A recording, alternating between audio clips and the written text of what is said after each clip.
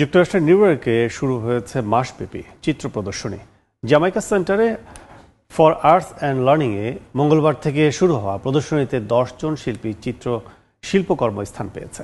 প্রথমবারের মতো প্রদর্শনীর কিউরেটর হয়েছেন এক বাংলাদেশি চিত্রশিল্পী। নিউ ইয়র্ক থেকে হাসানুজ্জামান সাকির রিপোর্ট। নিউ ইয়র্কের Jamaica Center for Arts and লার্নিংয়ে চলছে শিল্পকর্ম প্রদর্শনী। এতে 10 জন শিল্পীর শিল্পকর্ম স্থান পেয়েছে, যাদের মধ্যে 7 জনই বাংলাদেশি। মঙ্গলবার প্রদর্শনীর উদ্বোধন হলে দুটি গ্যালারিতে ভিড় জমে শিল্পপ্রেমীদের। বাংলাদেশি এক চিত্রশিল্পী প্রথমবারের মতো এই প্রদর্শনীর কিউরেটর হয়েছেন। সাধারণত আমরা ধারাবাহিকভাবে বিভিন্ন শিল্পী ও কিউরেটরদের নিয়ে প্রদর্শনীর আয়োজন করে থাকি, তবে এটি একটি বিশেষ প্রদর্শনী, কারণ এতে 10 জন শিল্পীর সাথে আলমা লিয়ার শিল্পকর্ম স্থান পেয়েছে এবং তিনি নিজেই প্রদর্শনীর কিউরেটর। লিয়া তার অভিজ্ঞতার আলোকে নিজস্ব সংস্কৃতির পাশাপাশি স্থানীয় সংস্কৃতিও তুলে এনেছেন।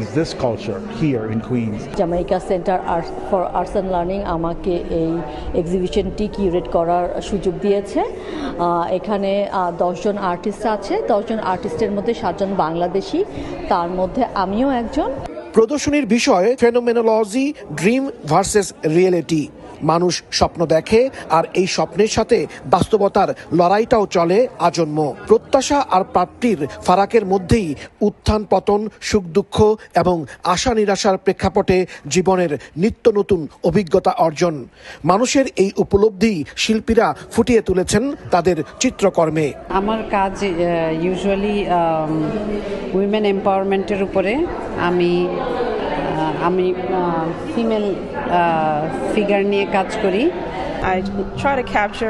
আমি একজন সঙ্গীত শিল্পীর গভীর অনুভূতি ও তার সুরকে ফুটিয়ে তোলার চেষ্টা করেছি, যিনি তার গান ও শব্দের মাধ্যমে আমার কাছে ধরা দিয়েছেন। শিল্পী তার সঙ্গীতের মাধ্যমে শান্তির বার্তা দিয়েছেন, পাশাপাশি অপর একজন জ্যাজ মিউজিশিয়ানকে শ্রদ্ধা জানিয়েছেন।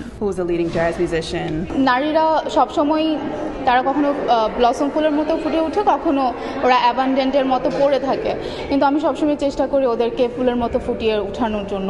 মাসব্যাপী প্রদর্শনী শেষ হবে আগামী 21 জুলাই। দর্শনার্থীদের জন্য গ্যালারি খোলা থাকবে প্রতিদিন স্থানীয় সময় সকাল 10টা থেকে রাত 9টা পর্যন্ত। হাসানুজ্জামান সাকি, সময় সংবাদ, নিউ ইয়র্ক, যুক্তরাষ্ট্র।